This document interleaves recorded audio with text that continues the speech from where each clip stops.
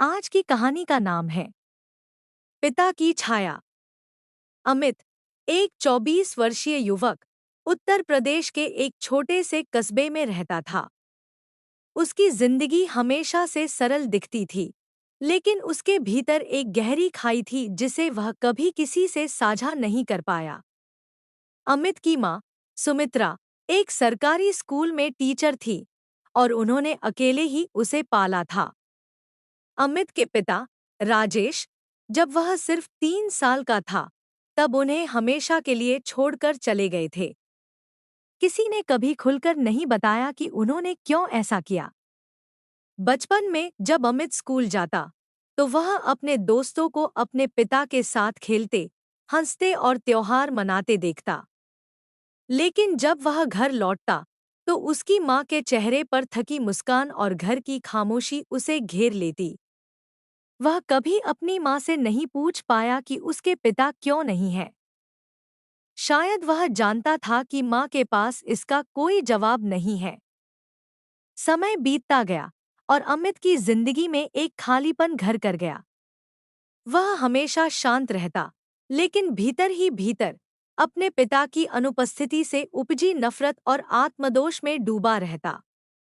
उसे लगता कि शायद उसमें ही कोई कमी थी, शायद इसीलिए उसके पिता ने उसे छोड़ दिया। कॉलेज के दिनों में अमित ने यह महसूस करना शुरू किया कि वह अपने दोस्तों के मुकाबले ज्यादा अकेला और असहज महसूस करता है। जब भी कोई पिता के बारे में बात करता, वह चुप हो जाता। दोस्तों के बीच वह हमेशा यह दिखाने की कोशिश करता कि सब कुछ ठीक है, लेकिन भीतर से वह टूट रहा था। कॉलेज खत्म होने के बाद जब अमित ने एक मल्टीनेशनल कंपनी में नौकरी पाई, तो उसे लगा कि उसकी जिंदगी बेहतर हो रही है।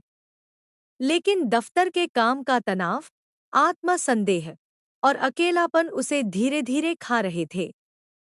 वह रातों को सो नहीं पाता, बार बार यही सोचता कि अगर उसके पिता होते, तो शायद वह इतना कमजोर महसूस नहीं करता।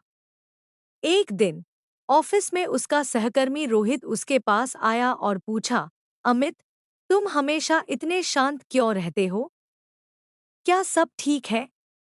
पहली बार अमित ने खुद को खुलने दिया।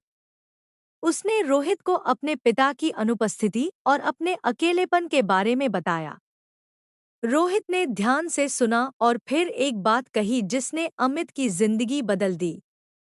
अमित, जो हुआ वह तुम्हारे हाथ में नहीं था, लेकिन तुम अपनी जिंदगी को बेहतर बना सकते हो। तुमने अब तक जो कुछ हासिल किया है, वह तुम्हारे अपने दम पर है। और अगर तुम्हें लगता है कि यह दर्द तुम्हें रोक रहा है, तो मदद लेने में कोई बुराई नहीं है। अमित ने पहली बार मनोचिकित्सक से मिलने का फैसला किया। जब उसने अपनी माँ को यह बताया, तो सुमित्रा की आंखों में आंसू आ गए।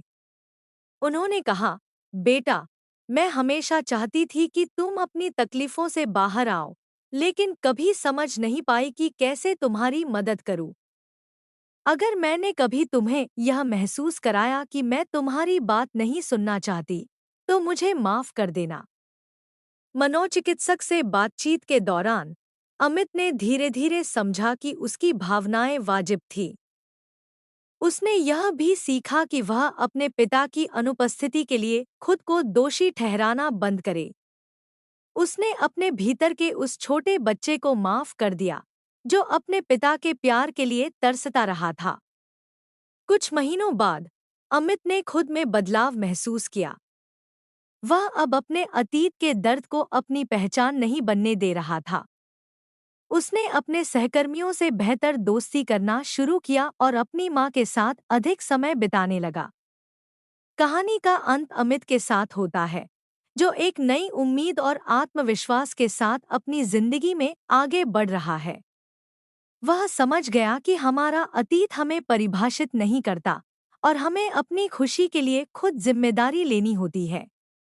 यह कहानी श्रोताओं को यह समझाती है कि हमारे अतीत की तकलीफें हमें रोक सकती हैं, लेकिन अगर हम मदद लेना और खुद पर काम करना सीख लें, तो हम उन्हें मात दे सकते हैं। मानसिक स्वास्थ्य के लिए बातचीत और समर्थन लेना कमजोरी नहीं, बल्कि मजबूती का प्रतीक है।